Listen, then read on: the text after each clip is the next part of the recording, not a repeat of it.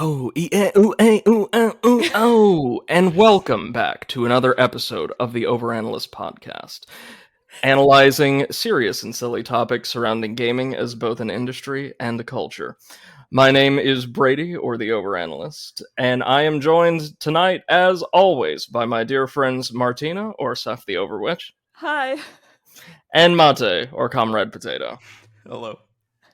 And as you may be able to infer, today we are going to be discussing the general history and our personal experiences with the output of Rare, formerly Rareware, and formerly a company with an even more ridiculous name.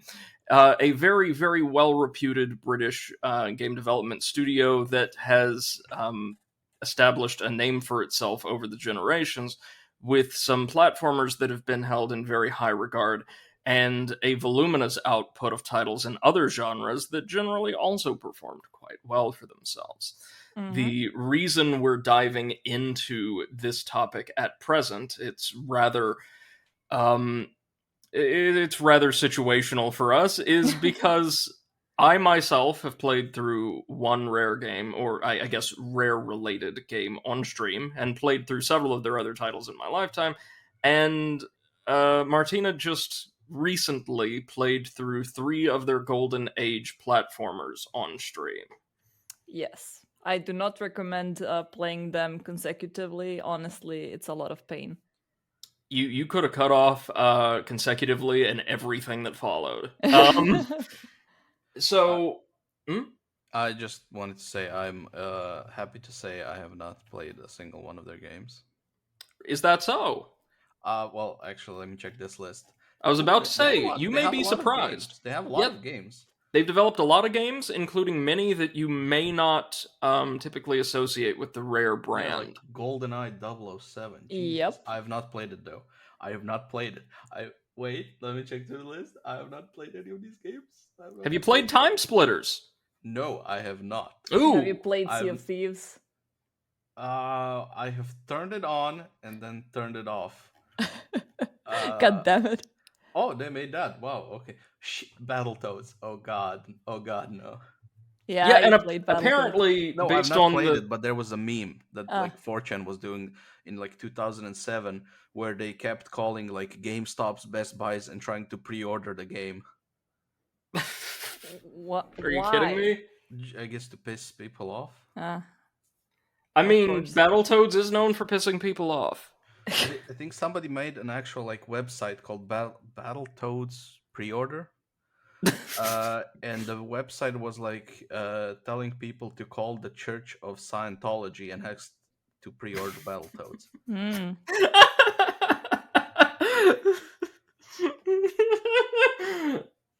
Oh, okay. That's not a bad prank, to be honest. Not that I endorse it, but that's actually kind of funny. I'm thinking maybe it worked because there's there should be a 2020 release of Battletoads. Yes, no, there was, and it was mediocre. So original.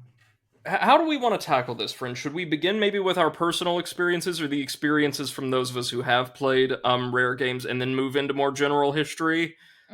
I would say let's do it the other way around. Let's talk a little bit about Rare itself, and then So, for those of you not familiar with Rareware, some of the properties they're most well known for are obviously Battletoads, but the Banjo-Kazooie series, Conker's Bad Fur Day, the original Donkey Kong Country trilogy on Super Nintendo, which were actually very good side-scrolling platformers. They made Killer Instinct, the fighting game that people know and know. And actually a plethora of licensed games over the years. Now, you may not be aware of this, but Rare itself is very old as game development studios go. In its original incarnation as a firm titled, and I swear I'm not making this up, Ultimate Play the Game. Yep. They were programmers, not English majors. Yeah, but they were English. Yes. They date back almost 40 years. Yep. which in the video game industry is about as far back as we can trace a lot of companies' lineages, correct? Basically, I mean, at the start they used to be arcade game developers, so even before console era. That's right. Arcade and those early PCs, various models Ah, of yeah. early PCs that were very, very popular for a protracted period of time in the West, but in the British market in particular, there Mm-hmm. was this great love of cheap, accessible games produced for home computers, like the ZX Spectrum, the Yeah. Commodore, and things like that. Um, so, what you need to know about Rare, other than the fact that they have been in this industry longer than almost anyone, is that they are both exceedingly well regarded, especially for their portfolio as it was released in the 1990s, principally for Nintendo consoles. Um, but also, as far as the industry is concerned, incredibly secretive. Yeah, I would like to first talk about how Rare came to be because for me it's a really fascinating story. Yes, So, please. as you mentioned it, they were originally a company called Ultimate Play the Game, but there was a challenge by Nintendo. Basically, Nintendo said there is no way in hell anyone ever could reverse engineer our Famicom, the original NES. Hmm. And the developers from Ultimate Play the Game were like, "Pfft, just watch us." So they founded Rare in '85, and with the only goal to reverse engineer a Famicom. So that was literally the only goal. They were not doing video games or anything. They just wanted to reverse engineer the Famicom. They presented their findings to Nintendo, and Nintendo was so impressed that they gave them unlimited budget. So yeah. And that's established a very positive working relationship that would Mm-hmm. continue on into the early 2000s. Yep. While Rare, as far as I'm aware, was never acquired by Nintendo, and in fact Mm-mm. they weren't, they did enjoy a long lasting commercial partnership with them and functioned, in effect, as a second party studio. Yeah.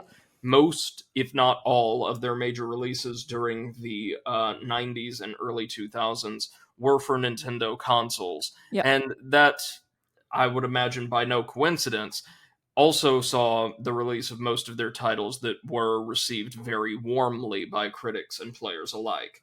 Yeah. Um, Now, one interesting thing about Rare and its structure that I would like for us to maybe meditate on for a moment is this concept of secrecy, right? Because in my very limited research, um, since the company's inception as Ultimate Play the Game, or let me see, what was their formal title? Ashby Computers and Graphics Limited.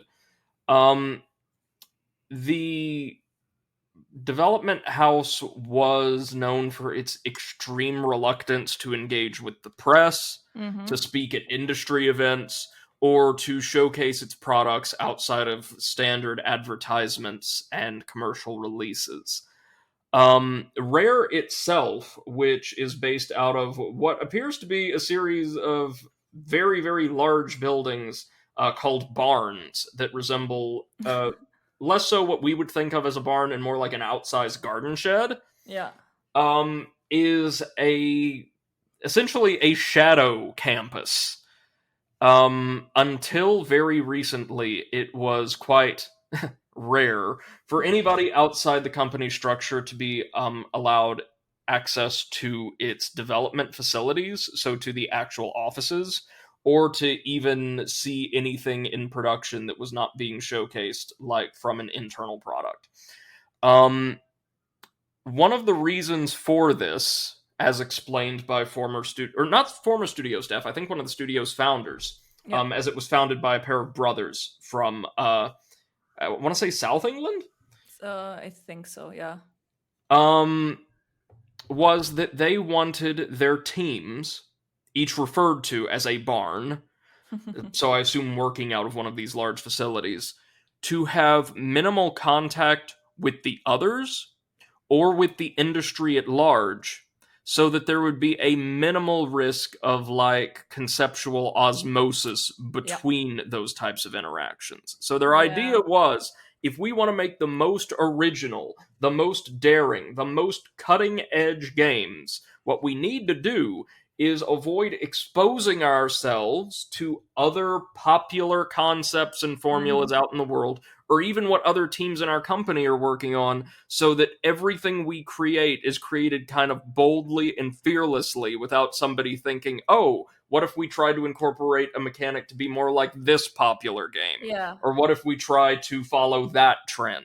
I mean, it Um, absolutely makes sense because, like, the founder, one of the founders of Rare, said that his goal and the company's goal is to get out a game that normally would not be out for 5 or 6 more years. So they always wanted to be the ones to innovate and to redefine the market.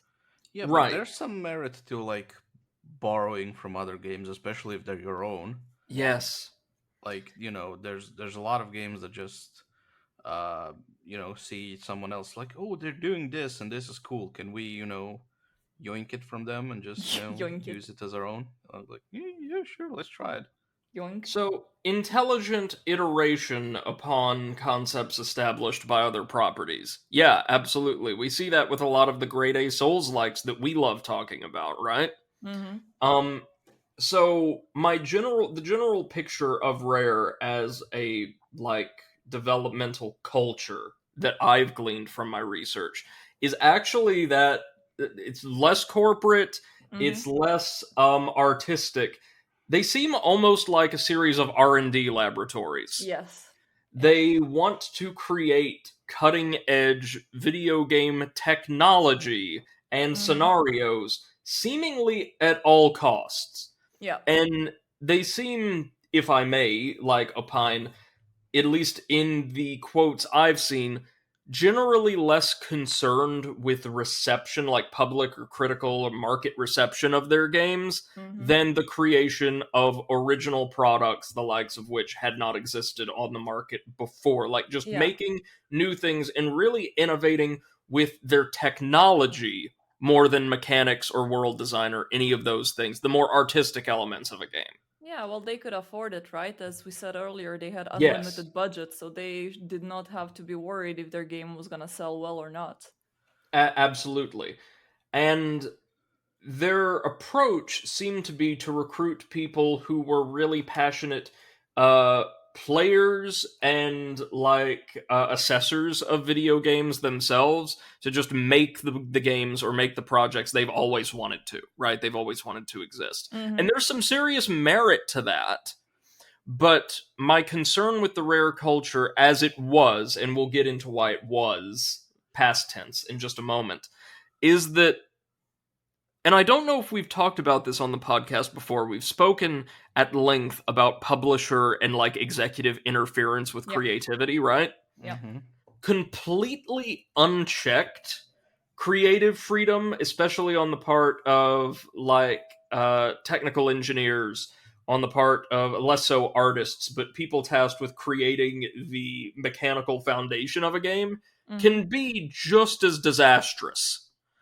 When somebody doesn't have, or a team doesn't have oversight, doesn't have people, including other professionals in the same company, other artists, other programmers, other designers, right, able to come by and see or say, I'm not entirely sure how well this bit's working out, how well this mechanic works, or if this game's going to be able to do very well. But I really like what you're doing over here. If they're not able to provide that kind of informed and constructive feedback, then you run the risk of a team not being fully aware of potential pitfalls of their product Mm-hmm. and just kind of blindly carrying on with the release of something that is substantially less impressive than it could have been, if that Yeah. makes sense. Like, you need an outside perspective that is positive, that is professional, that is constructive to help guide the development of projects. Not in the case of, well, non-professionals who are non-constructive from EA attempting to direct, like, dictate the course of production. Does that make Mm-hmm. sense? Yeah. Yeah. I would like to add that it's very impressive for Nintendo to give them unlimited budget after the tech demo they gave them for like reverse engineering their console. Because I feel like today's Nintendo would have been impressive. We'll fucking sue you for that. Yes, Yeah. Like you're and they would have. infringing on our copyrights. Yeah, unfortunately, that is Nintendo of today. Yeah, just fucking And sue everyone. while their work with Nintendo is what Rare's probably best known for, you know, through the 80s especially, they worked with scores of publishers on independent projects or individual projects, many of which were actually licensed tie-in games. And do you know which publisher they worked with at length? No. No. LJN. Oh, The those. infamous arch nemesis of James Rolfe's angry video game nerd, Oh yeah. known for actually a toy company, a toy manufacturer that published a absolute smattering of licensed tie-in games in the 80s and 90s, almost all of which were very low quality. Guess what? Rare made a lot of those. Nice. Beautiful. And it gives me an inordinate amount of pleasure to be able to say that. In fact, Yeah. let me pull up this discography here to see what we have for LJN. They made a Nightmare on Elm Street. Oh, great. They made some WWF games actually, a couple WWF titles. Mhm. They produced Beetlejuice the game, two Great. different versions of it. What else for LJN? The Who Framed Roger Rabbit game, that was them. Mm-hmm. Mm-hmm. They actually released a lot of. Hmm? They also did the Amazing Spider-Man. Yeah, which was published by LJN here in the States, but Nintendo in Europe. Huh. Oh, okay. Maybe it was ported later. They released about 800 different versions of Battletoads or Battletoad crossover games. Battletoads is best described for those who aren't aware as like what a very stylized, personality-driven side-scrolling beat 'em up. Yeah, it was inspired by Teenage Mutant Ninja Turtles, right? Yeah, and it was at least the original game actually had a reputation for not being all that good, right? And Yeah. very, very difficult. Yeah. Yeah. Now, if I could see here, what was their first proper product just for Nintendo? I think, a racing game. Oh yeah. No, hold on. Wasn't So it the they- slalom, the skiing game? It You're seems right. like, No, yeah. actually, an arcade game called Versus Slalom, Ah. Okay. which was ported to the NES. So it looks like they did a lot of kind of contract work for titles, some of which were published by Nintendo, but didn't partner with them until like the earlier mid 90s, around the Donkey Kong Country days. Mm-hmm. And speaking of that, that Nintendo published roster of like 90s classics, if you're interested, includes, as we mentioned previously, the trilogy of Donkey Kong Country side-scrolling platformers, which looked absolutely amazing, had stellar soundtracks and top-notch gameplay. I played the first two myself. I think they're fantastic. They released Donkey Kong Land for the Game Boy, which I don't think any of us have never heard of. of. Ports of Killer Instinct. Let's see. Oh, shoot. They published Ken Griffey Jr.'s Winning Run, the baseball game for Nintendo. I've All right. never heard of that game. They made Blast Core for the N64. Okay, I know that one. Yeah, Blast Core is really good, actually. They, of course, developed GoldenEye 007, probably one of the best tie-in games of all time, right? Yep. And I want to say it introduced control schemes, such as particularly its unique approach to aiming, that kind of were the gold standard for console-based first-person shooters for a few years. Oh, yeah. They made Diddy Kong Racing, considered one of the stronger kart racing type games of Nintendo's golden years. I've never played Diddy Kong Racing, but I've heard good things. Yeah, I saw a couple of reviews, and I think I played it maybe like for 1 or 2 hours. I mean, I generally don't enjoy racing games, but that one for, a kart game, it was pretty good. They released an absolute plethora of handheld titles, including the debut of Conquer in a happy, bright action adventure game. Oh, the days of innocence. Of Conquer course, innocence. the Banjo-Kazooie franchise from 1998 to I want to say 2008. Yep. They released Jet Force Gemini, which I think is a very interesting game. Like this third-person shooter slash action adventure game that sees you control several different characters in this like really stylized sci-fi universe. Played a little bit of it when I was a kid. It's not bad, not bad at all. Um, oh, they released Donkey Kong 64, easily the best platformer I've ever absolutely despised.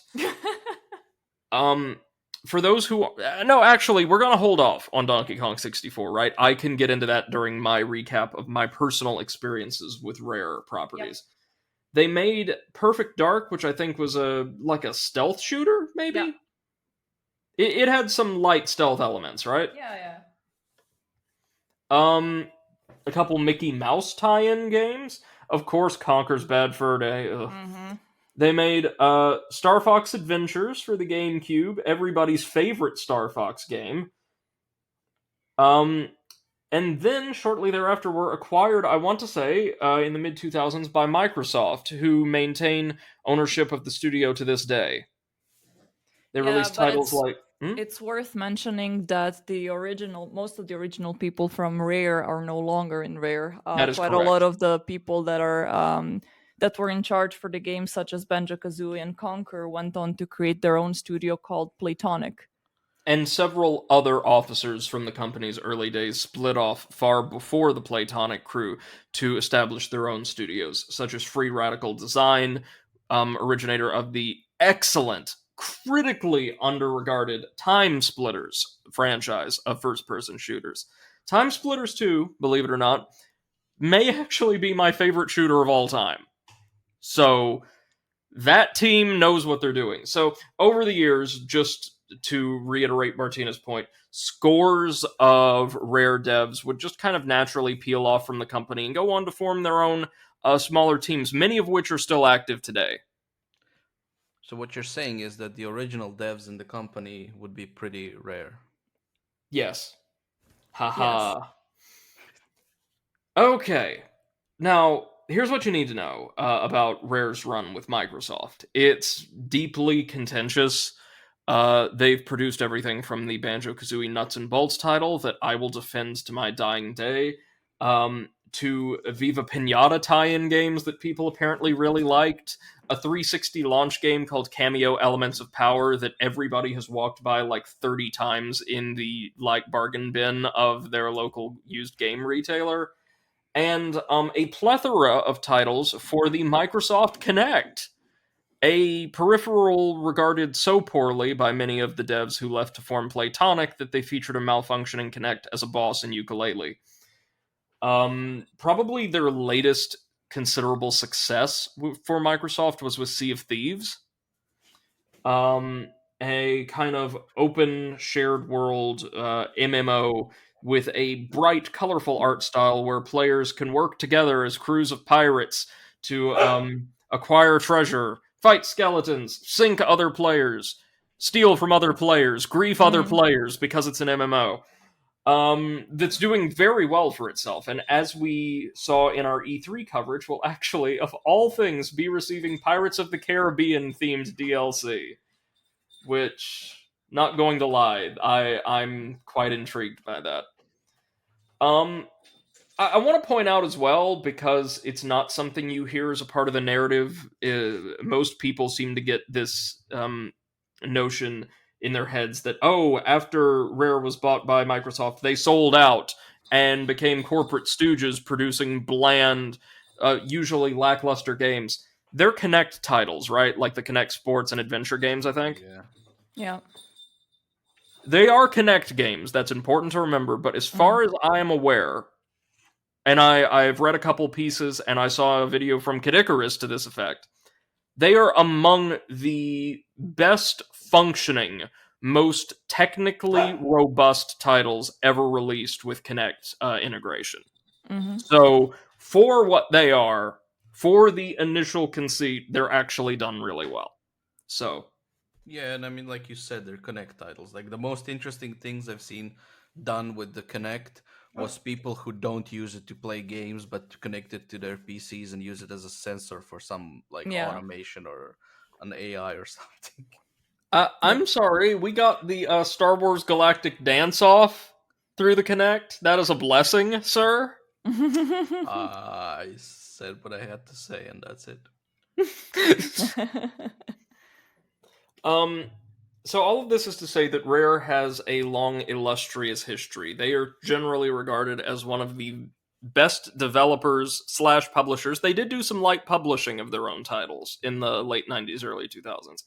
They're regarded as one of the best development houses of all time, right? I've heard a lot of people include them in their top 10s, their top 5s when it comes to devs with just stellar outputs. And if you look Yep. at critical reception, yeah, they've made more hits than many devs. But I I don't want to be overly harsh here.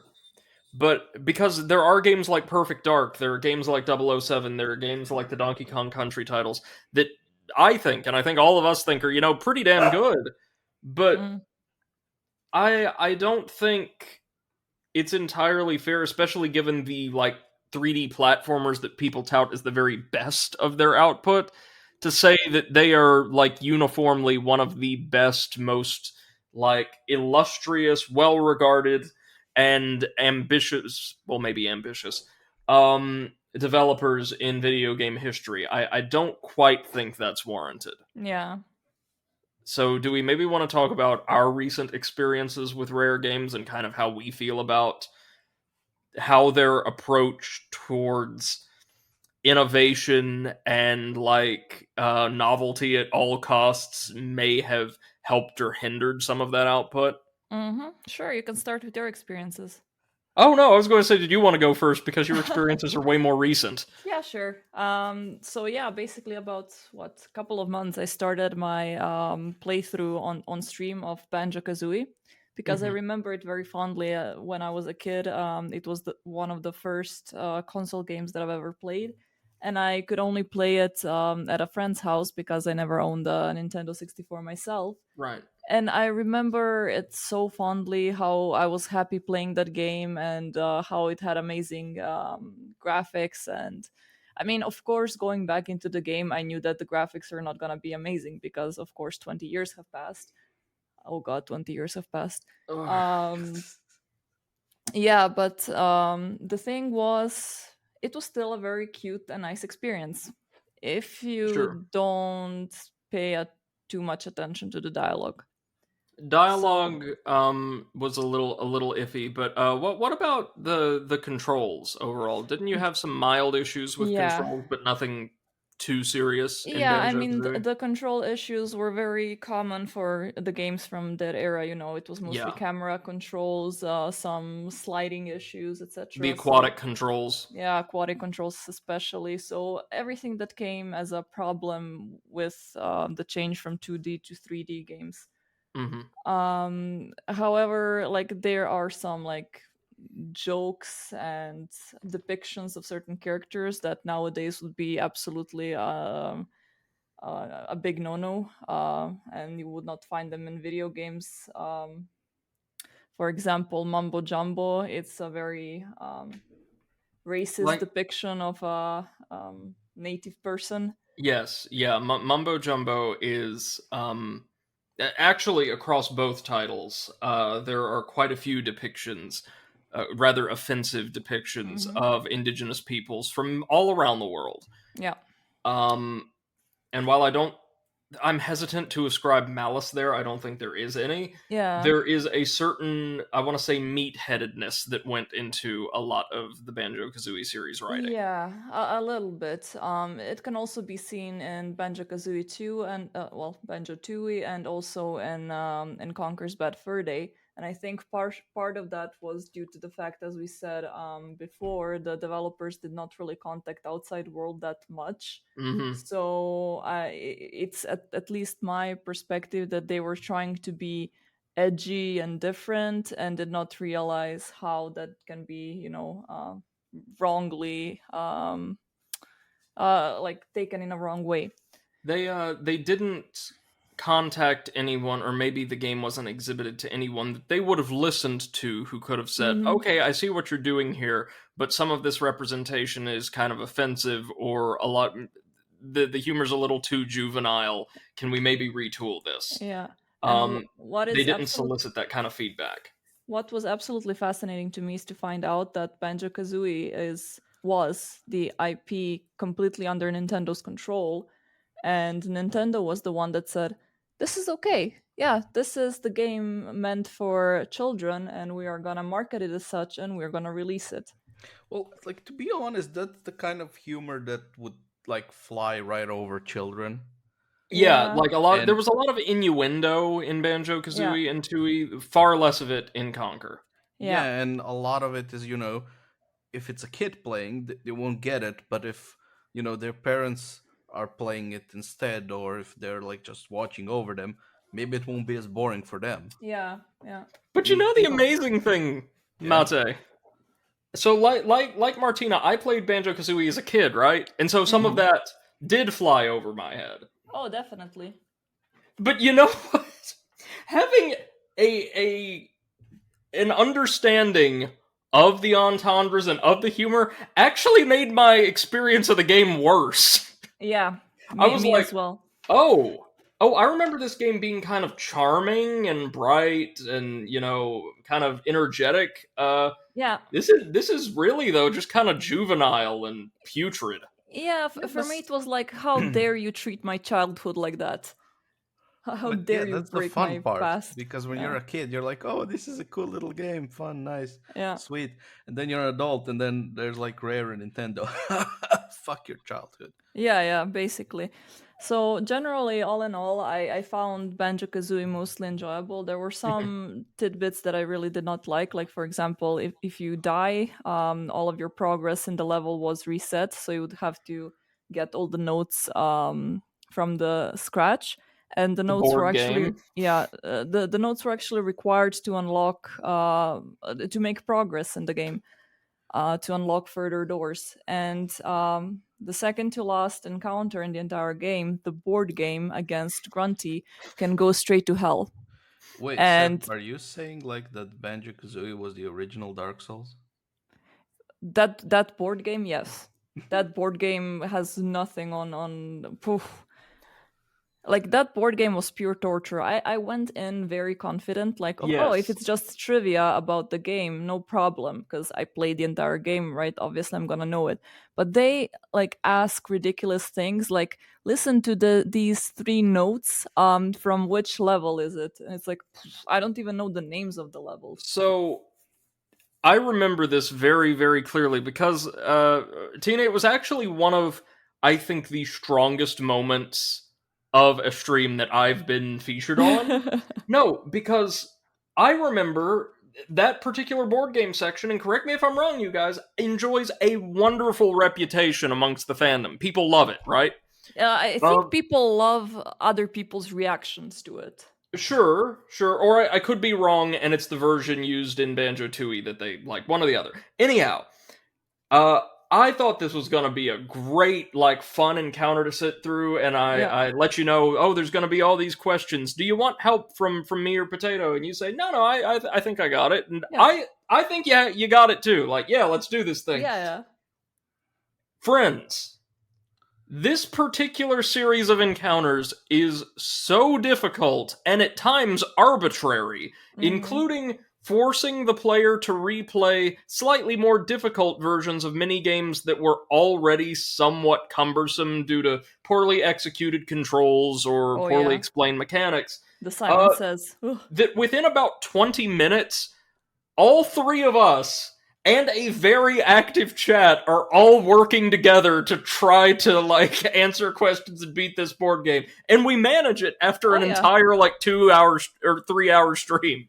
Oh yeah, yeah. It took us, I think, about an hour and a half in total to pass that freaking board Yes, game. but And honestly, it was quite fun. Like, yes, it was aggravating as hell, but it was also fun What I did not like were those tiles with insta death, because they were one after the other. Usually would have 2 or 3 of them right after the other, which meant you are not allowed any mistake. Usually if you would make a mistake, you would lose a heart or Hmm. honeycomb. So that would be fine. But this one would just instantly yeet you into the lava, and you would have to do the entire board game from the scratch. Because of bad luck. Yes, just because of bad luck. So there were certain aspects of Banjo Kazooie that maybe didn't work so well for Yeah. us. But all And in you all, also it was alright. yeah, but you also mentioned the notes really quickly. I wanted to let our listeners know, if they're not aware of that wonderful playthrough series, they should check out on the YouTube channel. Um, you need to collect jigsaw pieces, jiggies, Yeah. to progress through the worlds proper, to open them up and explore new levels and all that. But you need another collectible that's far harder to gather due to you losing all of them, as you said, if you die, like in a world, to progress past other arbitrary checkpoints. So it's like a collectathon that has multiple principal currencies, if you will. And one of them, the fact that they're the notes you need to collect are just kind of laying around like coins would be in a 3D Mario, are something of a bore to collect. And you need a ton of them. Yeah, and there were 100. Wait, just a sec. Beppo! Shh. There were 100 of them in each level, and as I said before, Beppo! Shh. Just a sec. He wants to be in the podcast as well. Of course. Well, and I mean, the dogs upstairs are quiet, so he had to fill in. Yeah, no, the thing is that the neighbors next door are sitting on their terrace, and Beppo thinks that their terrace is also his territory, so he is defending it. Ah, of course. Yeah, of He's course. territory. Yeah, so we're gonna have like Beppo growling a little bit in the background, so I apologize for that, but yeah. No worries. But yeah, so there were 100 notes in each level, and the issue was every time you would have to do the level from the start, like whether you would be returning to the level or you would die and have to do it all over again. You would have to start collecting the notes from scratch. So you were not allowed mistakes. It was really punishing. And you need somewhere, what was it, Tina? Upwards of 80%, maybe closer to 90% of Yeah. all the notes in the entire game Yeah. to reach the final boss. Yeah, and in the starting levels that was all fine and dandy, but afterwards the levels become increasingly harder. And me as a hopefully full functioning adult, I was not able to do it. And honestly, I did not have the patience to do it anymore. So the final boss to this day is unbeaten by me. This Whoa, this is an outrage. This Yeah. introduces what's going to be a running theme throughout the rest of our rareware discussion: the the omnipresence of tedium Yeah. in a lot of their game design that seemingly went unaddressed. So Yeah. sorry, continue, Tina. We played Banjo Kazooie. It was all right. It was all right. Yeah, I think that the general consensus was yes, like most of it was nostalgia, right? But Yeah. also the game nowadays is pretty good for a casual playthrough. Not nothing special, but definitely not the first game that I would be picking out of the platformers to play, for Of course. relaxing. And then the second game, Banjo Tooie, I went in very excited Mhm. because they fixed some of the issues that I really felt were crucial to Banjo Kazooie experience, and that was firstly the camera. Yep. The camera was fixed. Now you would not have to like flick the analog stick to turn the camera. It would just normally turn like in any new game now. The notes were not spread by units; they were spread in clusters. Mhm. So each like little nest would would give you about 10 notes, and also they would be saved.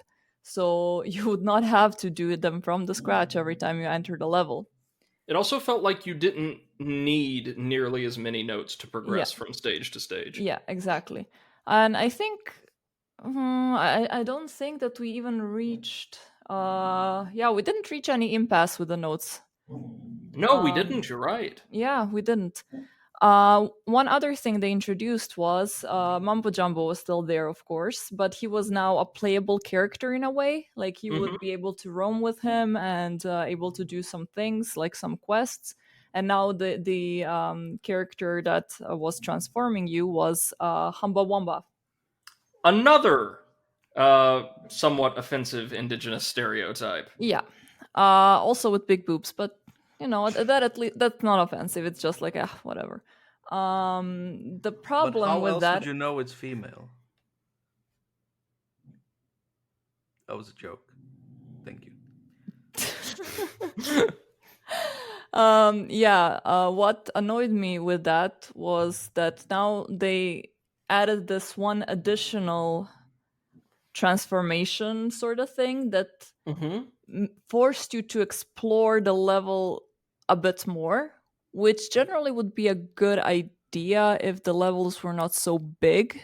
These levels are exponentially larger than Yes. those in Banjo-Kazooie. So the first level is I forgot the name, but it's in this like Mayan Aztec. I'm not sure. Like it's like a Mayan temple. yeah, a Mayan temple. You climb towards the top of the temple, and on the way there are some like holes in the wall through which you access some different parts of the level, and that was quite fine. The level was nice, but then as you keep going and you reach different levels, they introduce a lot of backtracking first and do. foremost.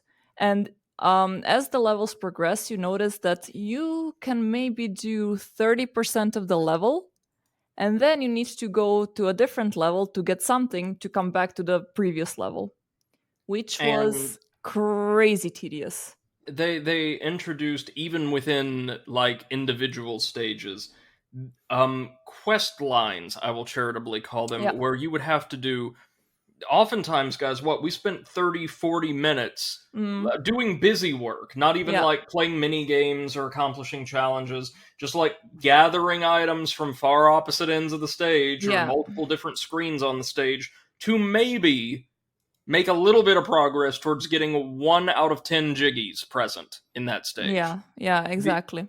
And And they were aware of that. They were absolutely aware of that because at some point there is a quest line that where you need to help 3 dinosaurs, and then you go to their mom, and she's like, "Okay, here is a jiggy," and Kazooie is like, "Well, we helped 3 of your children, and it was quite a long quest. Don't we deserve a little bit more?" And she's like, "Nope, you only get 1 jiggy." yeah, and this is another problem I have with Rare's overall philosophy towards design, at least the Banjo-Kazooie and Conquer teams, was they seemed way more interested in making a juvenile frat house comedy than a Mm-hmm. game. Like they wanted Yeah. to make a funny animated film, not a video game that was enjoyable in one's hands. Yeah. Exactly. But that, all in all was quite okay. But the problem was as the levels progressed, they kind of became more intricate, more Larger and bigger, larger. larger and tedious. Again, just tedious. The last level that I did before I gave up on the game, like again, shame on me, I did not finish it, but I found it towards the end such an unpleasant experience that I just did not want to play it anymore. Yeah. It was in that factory, like Grunty's factory or something like that.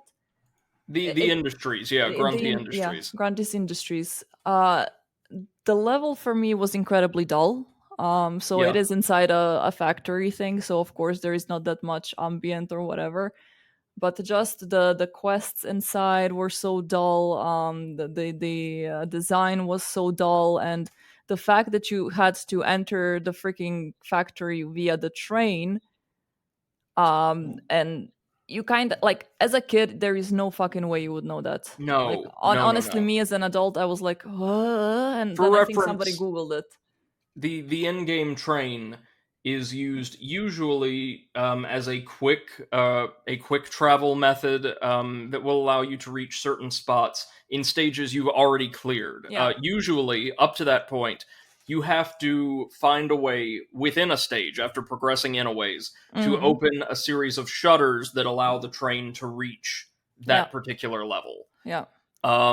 It's used mostly for that very tedious backtracking, but you said the factory setting means it's not going to be all that colorful or engaging. That's not necessarily true for platformers of the time. Like, industrial settings could be and had already been shown to be a lot of fun if tackled Mm-hmm. very creatively. Think about like the Nork Nexus from Spyro 1. Yeah, yeah. And now think about Grunty Industries. Yeah, Also, fair it's a enough. fantasy game. It doesn't have to be a realistic factory. True. But no, don't you see? The dull, drab, completely mundane factory is out of place in the fantasy world, so it's funny. Yeah. Yeah. But again, I know no personal animus towards any of the Rareware devs or like officers, but I do get a feeling that the doorbell at the Rare offices like produces this massive echoing fart noise. Mm-hmm. Like Mm-hmm. That'd be pretty funny, though. what I'm getting at is, and this was an issue we really started noticing around Banjo Tooie, right, Tina? Mm-hmm. Um, Even though a lot of the humor may have been well received by those children just old enough to understand it at the time, the like trademark Rare sense of humor is exceedingly childish. Like, and also usually layered on really thickly. Yeah. Like, they think their butt and penis and fart jokes are the funniest thing in the world and will make you sit through very protracted exhibitions of each. Yeah, I mean, those jokes, like, if they were, like, just lightly spread out around the game, would have Yes. probably been pretty funny. But at a certain point, you hit diminishing returns. Like, And remember when it we saw the becomes the penis opposite. island Oh in yeah. the Yeah. prehistoric world? And all three of us were just like, oh, great, yeah, sure, of course. Oh, Yeah. another one. Because it never stopped. In that same area, we met a tribe of, like, Neanderthals called the Rocknuts tribe, and, like, every other character was talking about genitals or, like, bodily emissions or all that. It was non-stop. It was like playing through a Family Guy cutaway gag. Yeah. Yeah. Like, Oh, Exactly. God, I just realized why they were so secretive about their, offices and everything. They were employing child labor. The games were made by 12-year-olds, and they didn't want anyone to find out. well, no, Actually makes sense. we talked about that before, right? Like, they probably, you had a team of, because it bears mentioning. No, it actually bears recording. From a technical level, again, because these people were like engineers, programmers, first and foremost, the games are technical marvels. They Mm-hmm. look fantastic with graphical fidelity far above what the Nintendo 64 would have been able to produce in most other hands. The soundtracks, both composed largely by legendary composer Grant Kirkhope, are bouncy and whimsical and absolutely masterful. A lot of the assets used to depict this audiovisual landscape are phenomenal. But the gameplay's kind of rough and the writing abysmal. So I think you had a top-notch team of artists and programmers and all that, but they didn't like have time to throw together a script, so a few of them just asked their kids, you Yeah. know? Yeah. Also the boss fights were kind of, underwhelming, to be Yeah. honest. What I did like is the particular mini game that was a first-person shooter with Kazooie as a Yes. assault rifle, which was quite fun. Something that I did not expect to see in the game, but a positive thing I did not expect to see in that game. So that Was was it good. was it ultimately Jolly Roger's Lagoon that broke us? Yeah, I think it was Jolly Roger's Lagoon, because of the fact that we did not find any Jiggy in one entire stream, which is around 3 to 3.5 hours. And there was the boss fight. And the boss fight, Lord Wu Fuck, that can fuck off. So we played the classic version, not the remastered or whatever, Mhm. in which you did not really see where you had to shoot Lord Fuck. So it was quite complicated at first to realize what the hell you need to do. And afterwards, it was quite difficult to aim because the aiming mechanic was not working in your favor. So every time you would try to move the reticle, it would slip back into the middle position. It was very stiff. Yeah, Yeah, that it was was very stiff. That was the same general like aiming mechanic used, though greatly improved, for GoldenEye and Time Splitters, wasn't it, Mate? Yeah. I did not play them, so I wouldn't know. Oh, you didn't play GoldenEye. I Sorry, I told you thought. I did not play a single Rare game. That's right. You like saw 10 seconds of Sea of Thieves and were like, no, no, I think there's butt jokes on the horizon. Just made the wise decision to close on out of that. Yeah. Sorry, Tina, continue. Yeah, but basically after Jolly Roger's Lagoon, it became more and more tedious. I think it became exponentially more tedious. Like the levels up until that Yes, point were, would become tedious at some point, but at least at the start they would be fun. It would be fun to explore. right. Um, from that level on, it was just, yeah, it started becoming very unpleasant to play. That's why I ended up not finishing it and decided to make one of the bigger mistakes in my streaming career, which is take on Conker's Bad Fur Day in its original form. Oh, good God. So not the censored version that came out on Xbox like a couple of years after, but the original one for Nintendo 64. And I knew the game was actually pretty well received when it came out. Exceedingly so. It's like one Yeah, of the most positively reviewed games of all time, is it yeah, not? yeah. But I did know that they would have some very controversial jokes and controversial takes in the game. But I was like, you know what? I like a lot of morbid jokes. Generally, my sense of humor is very much, fucked up. So I can take this, right? No. Yeah, we went in expecting just more of the same kind of juvenile humor we'd seen. Yeah, I I need the audience to know there were all three of us, as well as our friend and co-commentator Exit Dust, like kind of observing the game at various parts, yeah, right? yeah, Hmm. Was it within about an hour and change all four of us were absolutely horrified at what we were yeah. seeing? Yeah, because I was expecting for something like that to happen. I was like, okay, this is gonna be kind of like Banjo Tooie humor, but maybe like a couple of steps forward because M- More y- curse words. more Yeah. curse words, right? What we received in the first hour is a mockery of an attempt of suicide, which Mhm.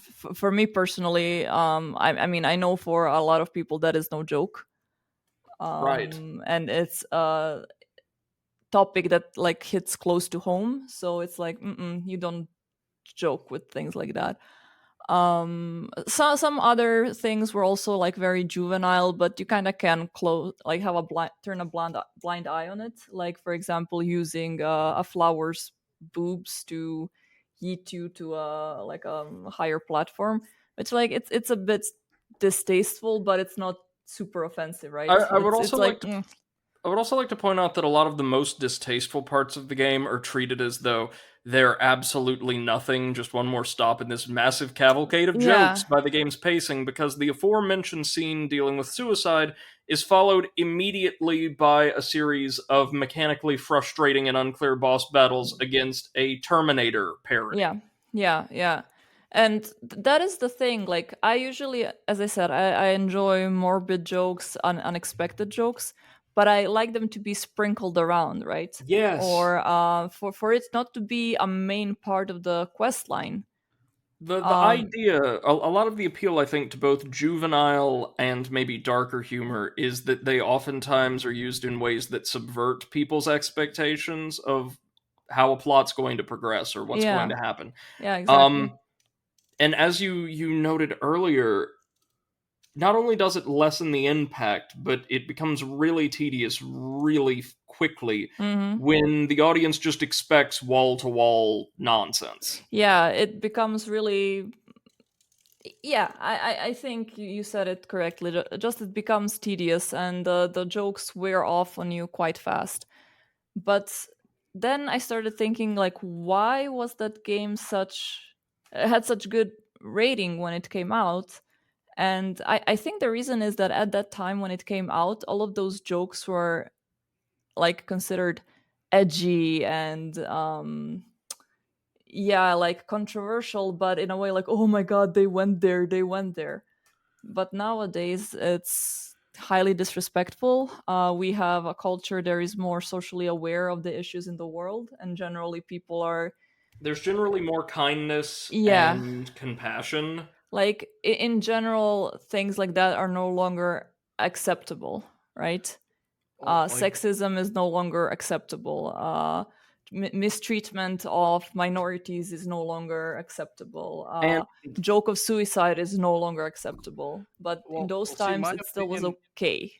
my opinion is that you should be allowed to joke about anything, but there is a wrong and a right way to joke about stuff. Yeah, Like, for joking, for comedy to exist, to be, people should be able to joke about anything, yeah, as long as it's, not done terribly, and not just let's throw in a bunch of edgy jokes because that's gonna mm, be funny.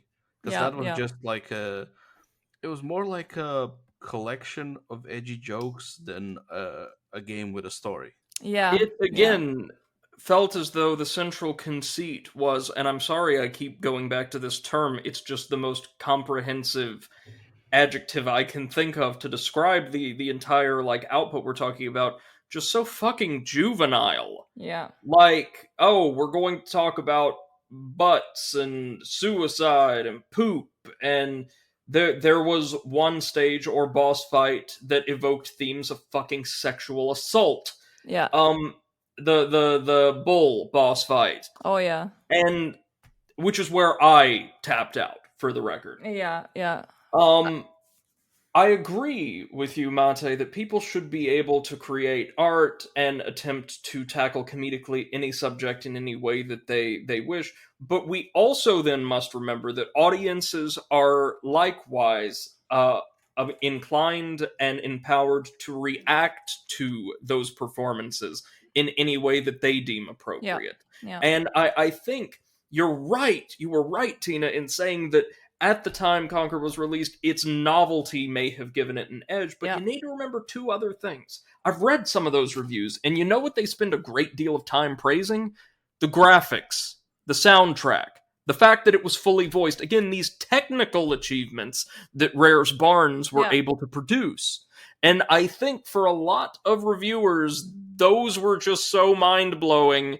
The humor was, as you said, relatively inoffensive to them, or it didn't impact the score. But the yeah, thing is, again, item number 2 now. Um, in the years since Conker's release, in the years since, well, Rare's golden age, the demography of who plays, reviews, partakes in, and like speaks about video games has changed yeah. considerably. We are blessed now that the pool of individuals from all around the world who indulge in and share our hobby with us are more diverse, more experienced, and more engaged with one another than ever before. And Mm-hmm. so I think when you have a more diverse player base and a more diverse base of reviewers, including people who are older, people from different backgrounds, people who want different things Yeah. in games. Something like Conquer that probably would have been very, very funny to like the 7 or 8 year olds who were just old enough to understand some of the humor, right? Mm-hmm. It loses a lot of its charm. Because I'm saying, like, my own considerable moral issues with the game or its content aside, as an adult, as a 23-year-old man, I didn't find a single goddamn thing in the game funny at all. Yeah. It it In Conquer, seemed definitely not. it seemed so forced and insistent that it was hilarious and I needed to be having a laugh a minute and all this. It was like, no, Yeah. let this shit breathe.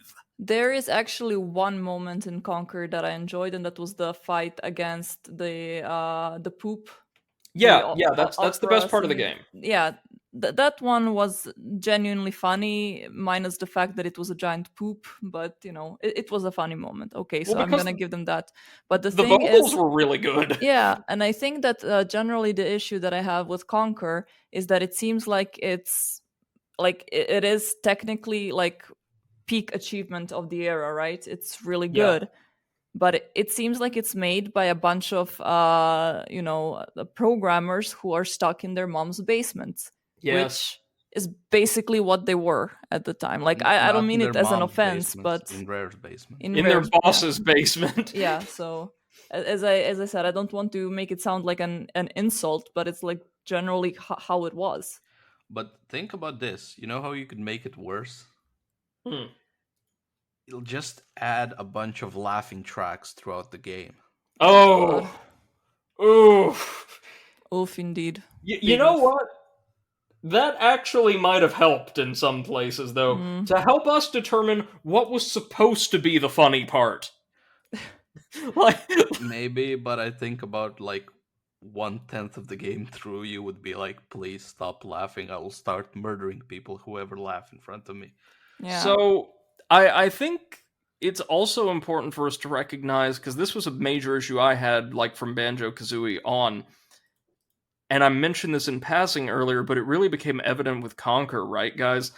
They seemed way less concerned with developing the mechanics of a video game that would play really well than with experimenting with new technology and telling like stupid jokes. Mm-hmm. Mm-hmm. They had a top-notch team of artists and a top-notch team of programmers, but the actual like game designers don't seem to have been all that concerned with the end product, because there was a lot of tedium, though it didn't interfere much with our experience in Banjo Kazooie. Mm-hmm. There was a ton of it in Banjo Tooie, despite quality of life improvements.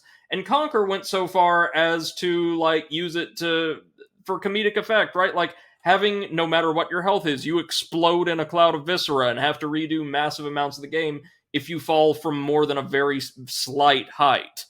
Yeah. Um, they didn't seem concerned with making a game. They wanted to make like animated comedies. That's the feeling I got. Yeah. Or maybe the unlimited budget that they had from Nintendo, they managed to spend it all on the animators and programmers and Mm, didn't have anything for the people writing the story for the game. right, right. So they had to like employ their children or something. I Yeah. mean, I'll just say this: as somebody who hadn't played a like one of the classic Rare games in years at the time of your stream, your stream series, Tina, I was disappointed and by the end kind of appalled that this was one of like the most well-regarded studios of all time. Yeah, some things we should just let in our past, in our memories. It's worth mentioning as well, like a lot of the gameplay, as far as I could tell, just controls and all that. And this is nothing in the way of fault of the developers, but a lot of it compared to other like simpler 3D platformers, mechanically simpler 3D platformers from back in the day, your Mario's, your Spyro's, Crash, has not aged gracefully Mm-hmm. at Yeah. all. Yeah. Um, controlling Banjo at times kind of feels like you're driving a tank. It seems Yeah. like. Yeah. But Um, switch on to your experiences. okay, well, I'm afraid mine aren't nearly so recent. But as a child, I did play several of Rare's games, quite a few of them without realizing it. As I said, I played the first two Donkey Kong Country side scrollers, and I actually really enjoyed them. They are difficult as platformers from that era go, but they are rock solid and a great deal of fun. And like a lot of Rare's games, they're mechanically rich. Um, DKC, like Banjo Kazooie, like Conker, introduce like just a bevy of mechanics that they throw at the player one after another. Here's all the different ways you can play this game and interact with this world, right? Mm-hmm. And I am a adamant believer that more mechanics is better, so long as those mechanics are sufficiently polished. And in the case of Donkey Kong, absolutely were. Yeah. The 3D platformers, maybe not. I remember playing Killer Instinct, but I cannot for the life of me tell you what I thought of it. I just know that there was a skeleton you could control, and I was that skeleton.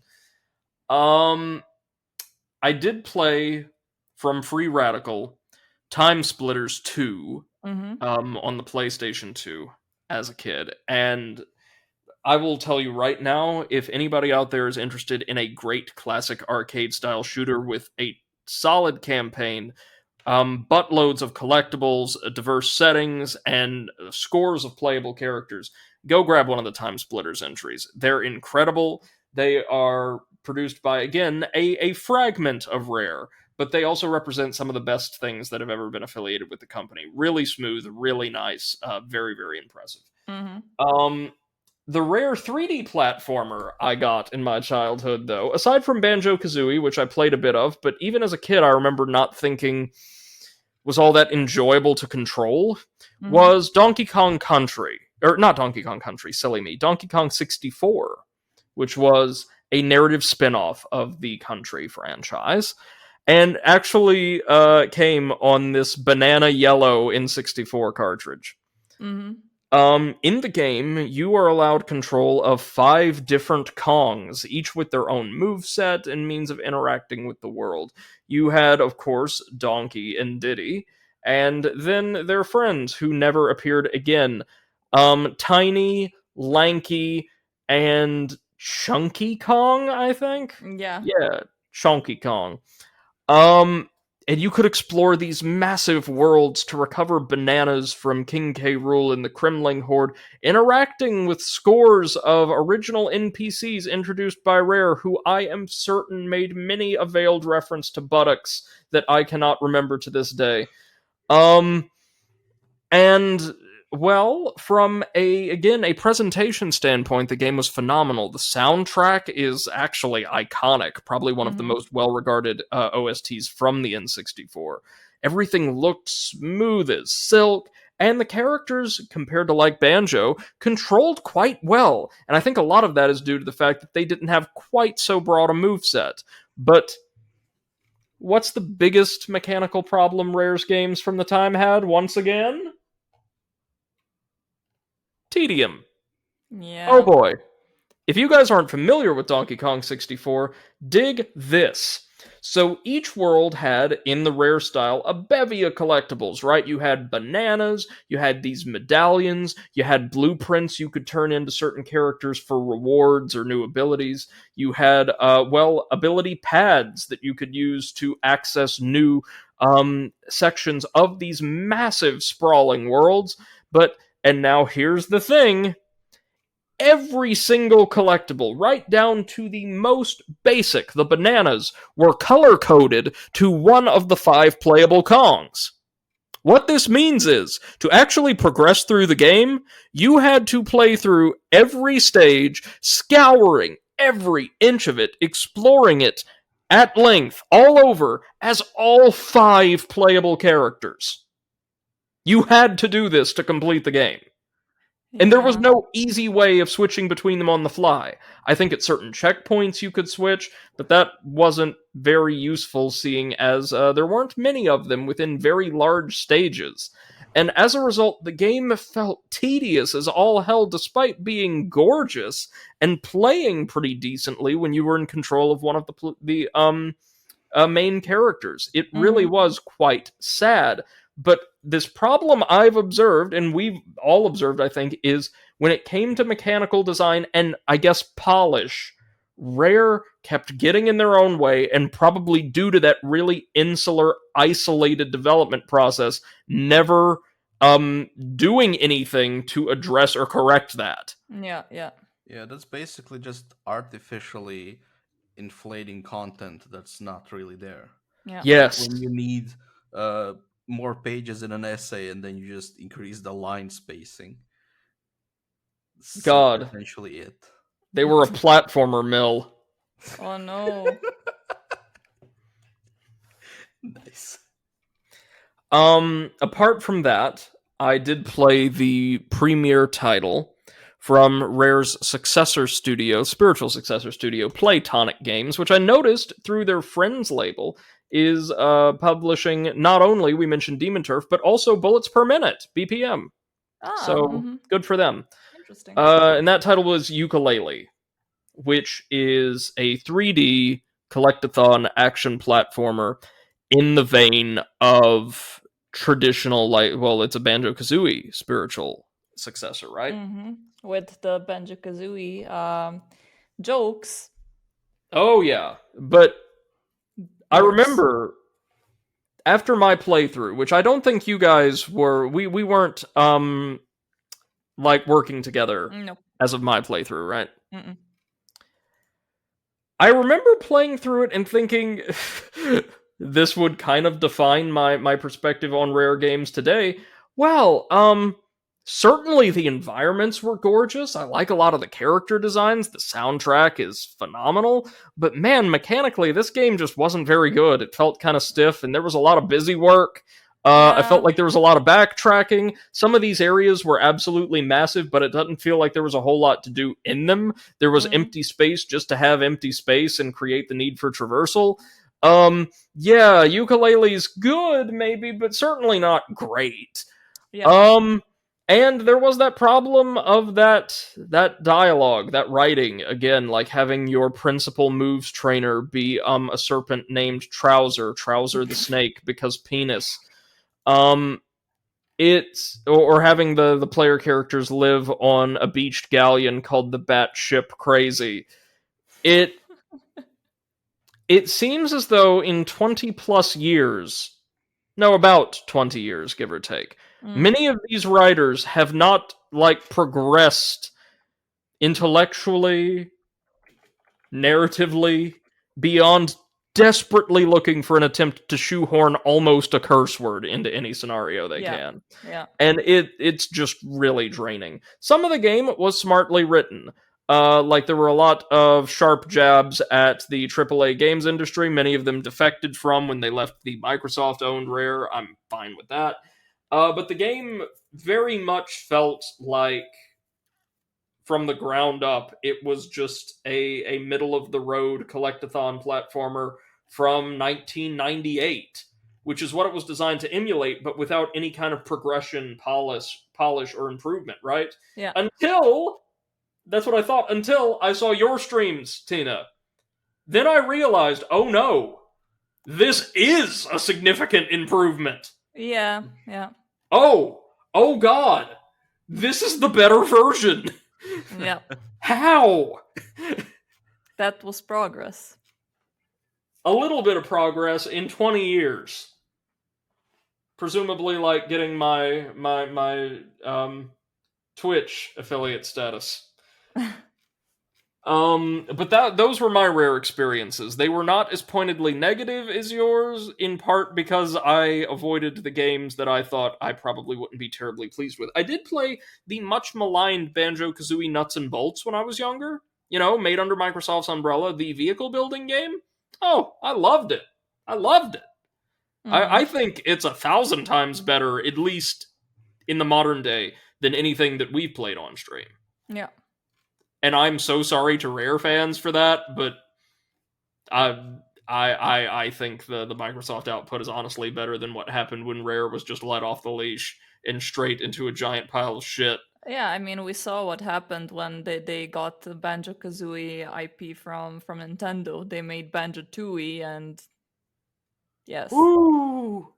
the jokes went Yeah. haywire. Also, don't give developers unlimited budget. Yes. I mean, it's so fascinating because usually we talk about studios, that struggled when they started Right. and they had to work full-time jobs together with making the video game, and then there came their lucky break and they managed to release a game that everybody loved. And here we have, Rare that was just like scratching their left nutsack with unlimited budget, using dollar bills as toilet paper and stuff. I mean, probably not, but I mean, do you think they would waste all the shit that they would gather from wiping their butts, or No, they put them in the game. or do you think they use it for some kind of like technologically infused scatomancy? Scatomancy, nice. God damn it, Brady. I will say this as both an amateur entertainer and a professional video game time waster. I am seriously, jokes aside, deeply disappointed with the Rareware catalog that we surveyed.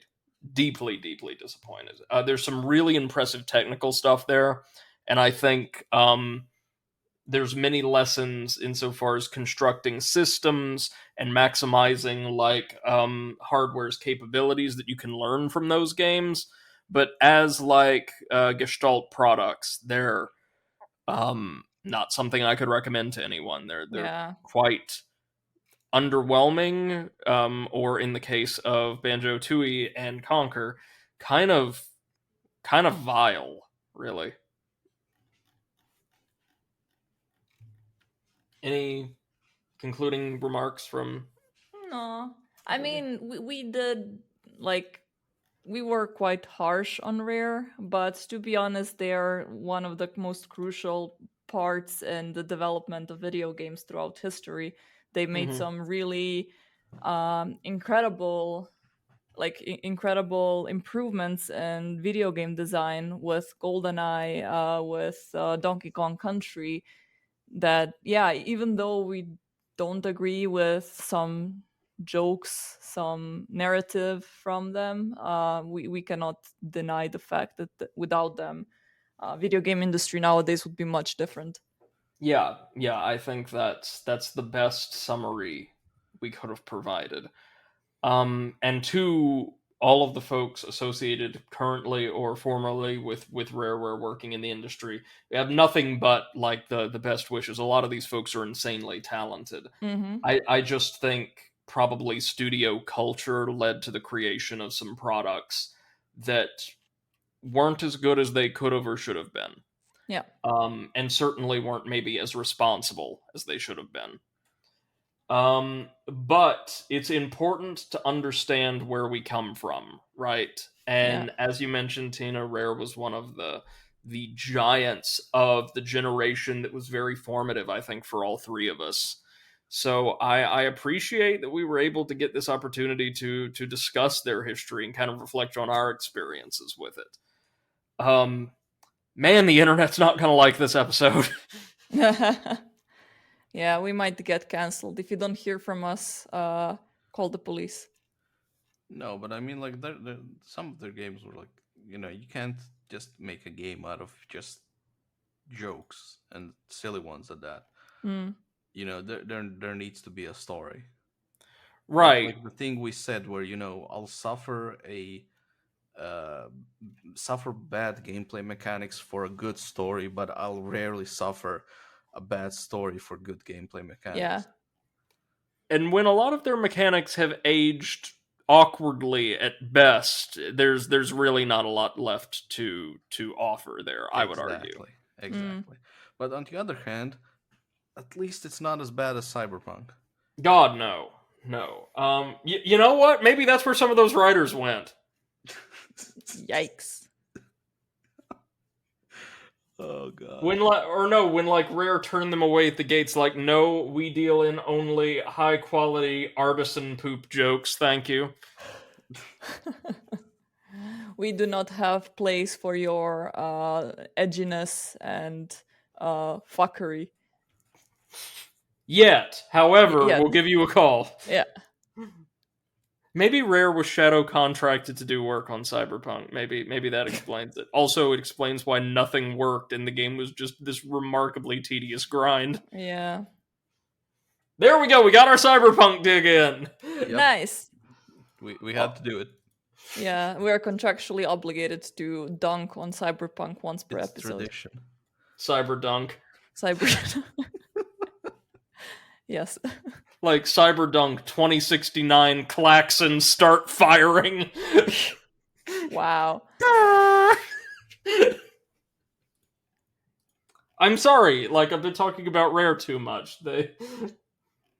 I seem to have absorbed some of their approach to comedy through osmosis. Yeah, we're talking a lot about shit jokes. I mean, jokes about shit, so we had to make one ourselves. Yeah. There you go. All right. Anything else y'all would like to add? Nope. Okay, then. In that case, ladies and gentlemen, thank you so much for joining us for a dissection of our personal experiences with Rare and their voluminous catalog, as well as a general overview of their unique place in the video game industry and its history. I know this one was a little harsh, but I do want to emphasize again that we bear no ill will towards anyone involved with the creation of these products, rather the processes which may have led to the same. I think it's important as a takeaway from our discussion of rareware, if I can offer like a quote unquote moral to all of this, to think about if you're working in this type of industry, if you're working in a creative industry or on a creative endeavor, to think beyond and oftentimes before innovation. Many of the industry's most sordid episodes, like Nintendo's Wii U, for instance, came about as a result of very ambitious, intelligent, and remarkably capable individuals insisting on innovating technology, innovating approaches to game design and marketing, innovating approaches to connecting players to the experiences that they partook in. But here's the problem. What I see looking back at the Rareware case, what I see looking at cases like the Wii U, is oftentimes people get tunnel vision and they advance towards a certain type of remarkable technical innovation, remarkable sophistication, without any concern for or real conceit as to what that innovation would then allow creators, would allow artists, would allow programmers to do insofar as crafting a better experience for their players, for their audience, for the wider world. So always, if you're working in a creative field, and I work in a creative adjacent field, you have to think when you're breaking new ground, or at least believe you are, why am I doing this, and how will this allow me to serve someone? How can I use this to make the product and ultimately to make somebody's day or somebody's life better? Because we can never underestimate the positive impact that a really, really well formed piece of entertainment can have on people's lives and livelihoods, right? So why don't we innovate, but innovate with reason, innovate with cause, innovate in order to make people's experiences and therefore their lives better instead of just because we can. Because if you don't consider that, if you don't consider the human element and the human reaction, you run the risk of wasting a great deal of time and resources and maybe inadvertently creating something that, well, makes people's experience a little bit worse. So just be thoughtful, be ambitious, be brave, be daring, but also be thoughtful and reflective. Until next time, this has been the Overanalyst Podcast. I want to thank you all so much for joining us. Please feel free to follow this program, as we will strive to release episodes roughly every other week, tackling various serious and silly topics surrounding gaming as both an industry and a culture. If you are interested in following us on other platforms, please feel free to drop down in any of our Twitch channels, chat boxes, and say hi. We go live at 1 p.m. One of us goes live at 1 p.m. Central Standard Time in the US, or 8 p.m. CEST every day. And usually, all three of us will be present on the commentary panel, and we would love to hear from you. Feel free to follow us on YouTube as well, at the Overanalysts, where you can catch all episodes of this podcast, as well as stream VODs after the fact from all three of us, as well as a special side project produced on weeks we take off from the podcast, Overanalyzing Creepypasta, reading, reacting to, and suggesting improvements for some of the very worst short-form horror fiction the internet has to offer, usually involving Luigi. Until next time, thank you all so very much for your patronage. Have a wonderful rest of your day. I've been Brady the Overanalyst, joined as always by my good friends Martina, or Seth the Overwitch. Bye. And Mate, or Comrade Potato. Bye bye. Wishing you a good evening. Goodbye.